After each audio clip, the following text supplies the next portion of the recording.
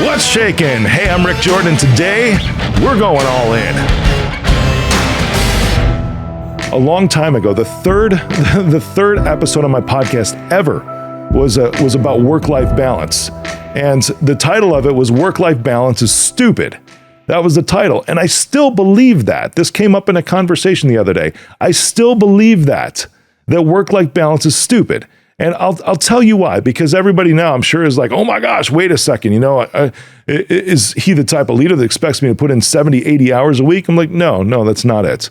But if you look at it this way, it's really like a symbiotic circle. And this is why I say that work-life balance is stupid. I say it from the perspective of if somebody, punches in, you start your workday, and at that point in time, it's like whatever goes on outside, like your family life, your home, your relationships, all of that, they get put on pause. And I know a lot of people do this, right? And then after that, as soon as like 5 o'clock, 6 o'clock, whenever your time comes, or even if you're flexible on your start and end time, whenever that ends, it's like a dividing line. It's like you're done, you're going home, and now all of a sudden it's like work doesn't exist. And people are like, man, I live for the weekend. And it's like, are you kidding me? For real. That's why I say that work-life balance is stupid, because it's ignoring the entire reality that these two have so much to do with each other. I mean, why do you work to begin with? Why do you have relationships to begin with? What do you have as far as dreams in your life? A lot of these things are fulfilled by both of these sides. So it's like there's a common goal. I mean, if you're looking to, have maybe a spouse, kids, whatever the typical family life, it's like, hey, you guess what? Kids cost money. So you have work that pays for that. I know. I got 3 of them, had twins right away. 2 of them are turning 17. The expenses just keep mounting up as they keep getting older. It happens. And you know what? That's okay, because I'm grateful. I'm super grateful that I have what I do in order to be able to provide what I do for my kids. Do you see the issue here? Do you see it? It's almost like a multiple personality disorder if you're just checking out at the end of your workday, checking out from work and only thinking about your life outside of work. Or in the morning, if you're checking out from your relationships and saying, all right, I'm at work right now. This is it. This is all that matters right now. It's ridiculous. It's freaking stupid. Because these things have so much to do with each other, and it's more like a symbiotic circle, because what you do at home affects your work. What you do at work affects your home. These things are supposed to be this way. So when you talk about these things, maybe you have counselors or therapists that you've seen, whatever it is. I mean, I've seen plenty of coaches and therapists and everything throughout the course of my life. They're all like, one of them even told me, it's like, when you get home, here's what you have to do. It's like you wear a trouble belt, and then you take it off and you put it around on a hook, and then that's it. You leave your troubles at work. I'm like, but that's not how this functions. That totally eliminates the idea of talking to people who care about you about some of the things that are stressing you out, so that they can maybe even just lend an ear and be emotional support. It's like if you do that, you are robbing them of part of that relationship, because relationships don't start and stop when you're not at work. Your family doesn't start and stop when you're not at work. Work doesn't start and stop when you're at home. Because you could have things that you come up with outside and be like, you know what? I really, really, really want to start purchasing real estate 10 years from now, 5 years from now, and investing in real estate.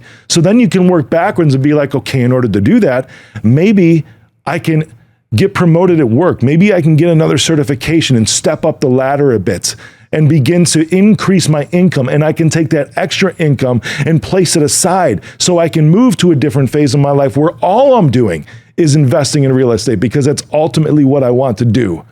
Because it would fulfill me. And maybe you want to invest in real estate because you want to provide some awesome homes for people. I know people that rehab apartments, it's mission driven, or they build these small homes and it's mission driven for vets and all this other stuff. So that's what's fulfilling them, is to provide these residences to people. You see how this is supposed to work symbiotically?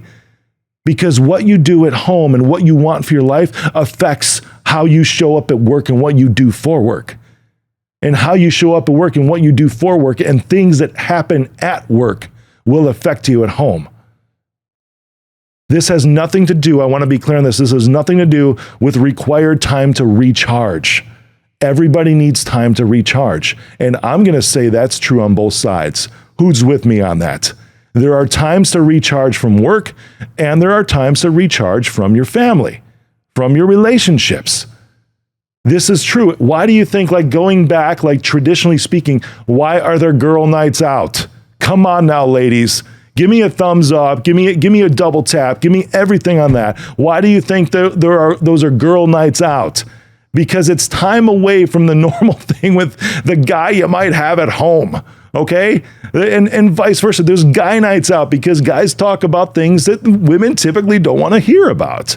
And all of this is okay, right? That's the recharge time that I'm talking about. And likewise, you need recharge time from work.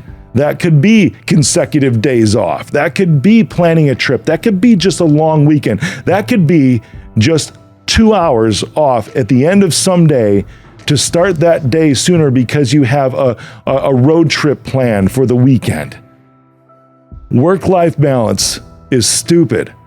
They're supposed to be symbiotic and everything affects the other.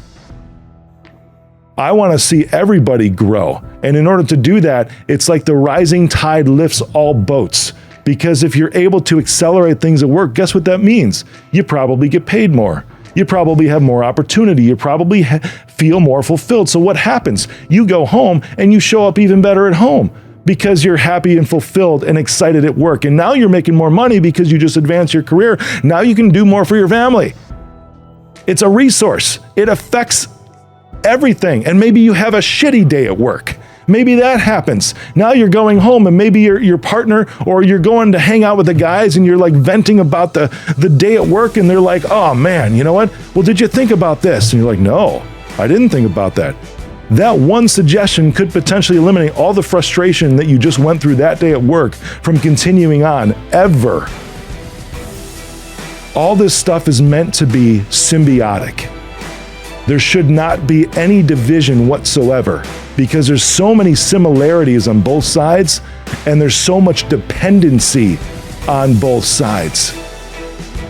This is called cohesive harmony of every aspect of your life. Everything affects everything. And how you show up in one thing should be how you show up in everything. Now take the rest of the week. I hope this charged you up after lunch because this is incredible. Hey, maybe you didn't eat lunch. I don't know. Maybe it's after breakfast for you, after dinner, but whatever. Have an awesome week. I love you all.